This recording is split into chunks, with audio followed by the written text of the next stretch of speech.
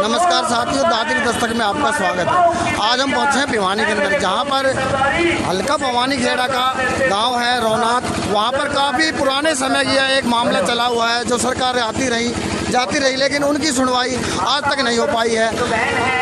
एक ज़मीन का मामला है जो अंग्रेज़ों के समय में ही उस गांव को गिरवी रख दिया गया था। गिरवी रखने के कारण देश आज़ाद हो गया, अंग्रेज यहाँ से चले गए। लेकिन उसके बाद भी जो गांव है वो आज भी अपना पूर्ण काबिज नहीं हो पाया है। जो इंतकाल होता है उसमें गांव का नाम नहीं है। उसके बाद सरकार ने एक उनके लिए हिसार के अंदर भीड़ है, वहाँ पर कुछ जगह देने की बात की। आज तक उनको ना तो वो हिसार वाली जगह मिल पाई है और ना ही कहीं जो उनके गाँव की जगह थी वो उनके नाम हो पाई है। उसी के चलते काफ़ी लंबे समय से गांव वाले धरने पर बैठे हैं। भिवानी के अंदर सरकार और कानून उनकी सुनवाई नहीं कर पा रहा है। उसी के चलते ये आप पीछे देख रहे हैं, काफ़ी लंबे समय से धरना चला हुआ है। इस धरने के रहते हुए 2 लोगों की मौत हो चुकी है।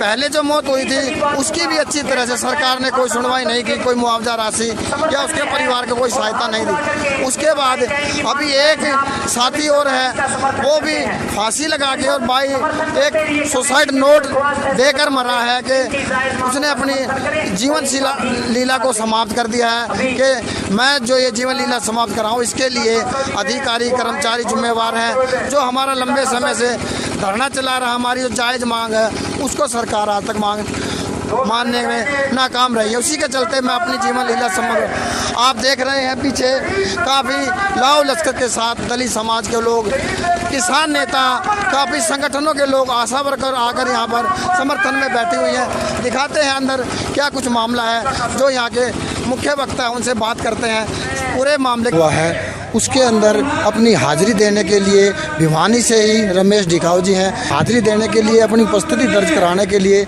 वाल्मीकि समाज की तरफ से इस प्रोटेस्ट में शामिल हुए हैं। उनसे बात करते हैं। आपका बहुत बहुत धन्यवाद जी, जो आप जनता की जायज़ मांगे अपने चैनल के माध्यम से उठा रहे हो।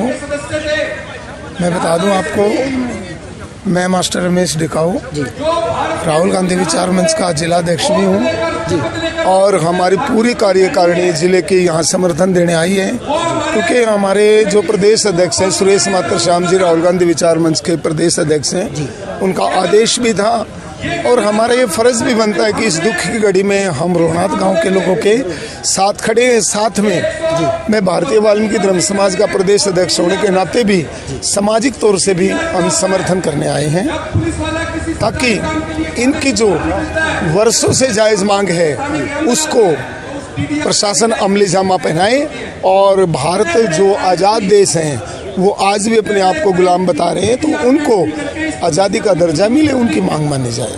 रमेश जी, ऐसे प्रोटेस्ट जैसे तो ये तो बहुत लंबे समय का प्रोटेस्ट है, जो इनकी मांगे हैं देश आज़ादी से पहले जब ये गुलाम हुए थे उसको आज़ाद होने के बाद से अपनी मांग को उठाते आ रहे हैं। लेकिन सरकारें बदलती रही, कांग्रेस भी आई, बीजेपी भी आई, मिली जुली सरकारें भी आई, लेकिन इनकी मांगों के ऊपर उचित ध्यान नहीं दिया गया। क्या कहेंगे, सरकारें क्या सोचती हैं? ये देखिए, जहाँ तक हमने यहाँ सुना है, हरियाणा के विभिन्न खापे, समाज के विभिन्न जातियों के संगठन, सामाजिक, धार्मिक, राजनीतिक सारे आए हुए हैं, लेकिन ये यहाँ बता रहे हैं जो इनकी कमेटी बनी है, हरियाणा की जो कमेटी बनी है, 1 साल से ये धरने पे है।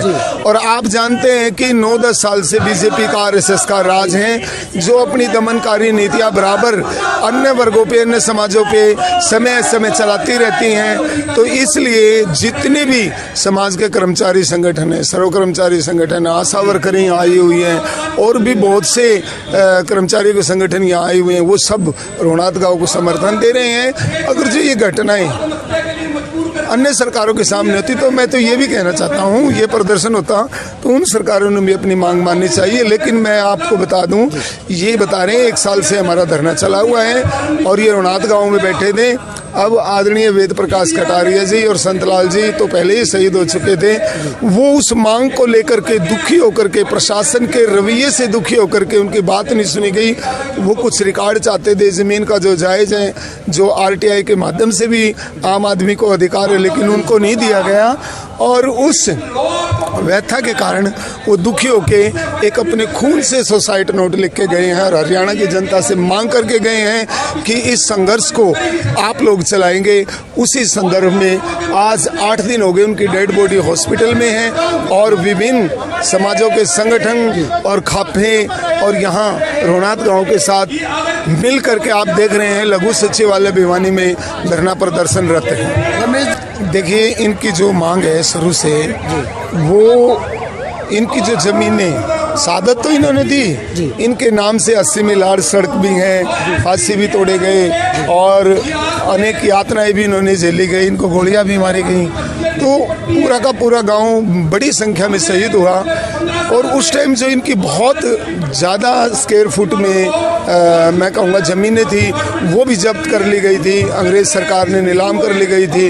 अब देश आज़ाद है लेकिन ये अपने आप को गुलाम मानते, वो अपनी ज़मीन आज आज़ाद देश में प्रशासन के माध्यम से सरकार से लेने की मांग उठा रहे हैं। तो मैं समझता हूँ ये गलत नहीं है, अपने देश में ही 2 कानून हैं और वो लिख के गए हैं, जैसे प्रशासन का, डीसी साहब का या कानूनगो के अफसर का या जिसका भी रवैया उस कमेटी रोनात गांव की कमेटी के साथ ठीक नहीं रहा, तो उससे व्यथित होकर उन्होंने अपनी जान दी और वो लिख के गए कि भाई इस संघर्ष को आप लोगों ने आगे चलाना है और जो हमारी मांग है, हमारी अपनी ज़मीन का वो रिकॉर्ड मांग रहे थे, वो रिकॉर्ड इनको नहीं दिया गया। इससे व्यथित होकर के उन्होंने मृत्यु को गले लगाया और वो लिख के गए हैं इस बात को। तो अभी पता चला है कि 1 बज गया है लगभग, अभी 1 से 2, 4, 5 मिनट ऊपर हो गए हैं। तो जो रोनात गाँव की कमेटी बनी है विभिन्न संगठनों के लोगों को लेकर के, वो अपना फैसला अभी लेगी और प्रशासन को स्पष्ट शब्दों में उन्होंने चेतावनी दी है, या तो हमारी जायज़ मांगे माने,